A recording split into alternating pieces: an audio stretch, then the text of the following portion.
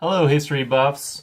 In this module, we're discussing the Roman Empire, particularly the geniuses and maniacs who controlled it. And on this module, I'm joined by my dog, Scipio. I'm going to talk about perhaps the most important emperor in history and one of the most famous and infamous, Caligula.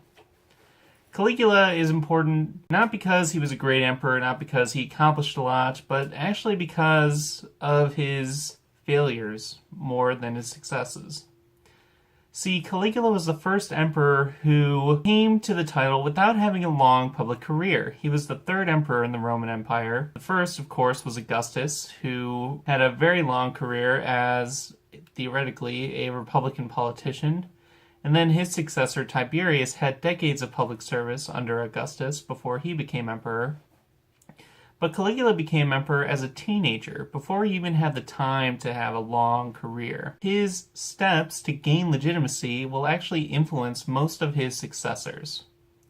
So his first step was to knock the elite down a peg. Caligula, as Tiberius's heir, had all the wealth and success and political acumen of his family. One of his goals was to show the elite that they couldn't even compete with him.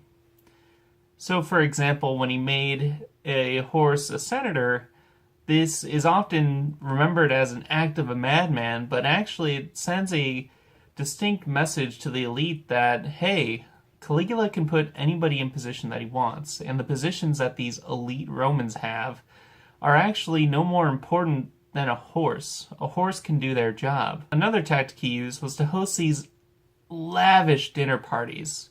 And they're often commented on for being so expensive and so lavish that only a madman would want to do them. But again, it shows that he has the money, the power, the wealth, and the desire to host these incredible dinner parties, and that none of the Roman elite can compete with him. So on two fronts, he's showing the elite that this ain't the Republic anymore. There's only one game in town, and that game is Caligula. The second way Caligula tries to cement his legitimacy isn't as successful as the first.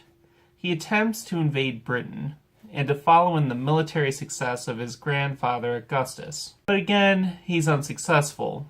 The English Channel was too choppy for him to invade, but the important example that he set in this one is actually leading the army himself. He was physically there in France, waiting to cross the English Channel. And a lot of the successful emperors that follow him, most notably Trajan, Vespasian, Titus, and many others, become notable because they led the armies themselves on campaign and expanded the Roman Empire themselves, not just through their generals. Caligula therefore set a lot of precedents, and he paved the way for how Roman elite will be treated by the emperors, and he paved the way on how emperors will gain legitimacy and the ways in which they will imitate Augustus. Augustus was always the standard that Roman emperors followed, but Caligula was the first person who really defined how Augustus should be followed. So as you read about Nero and the other emperors, consider how exactly they follow both Augustus and Caligula's example, and I'll see you in discussion.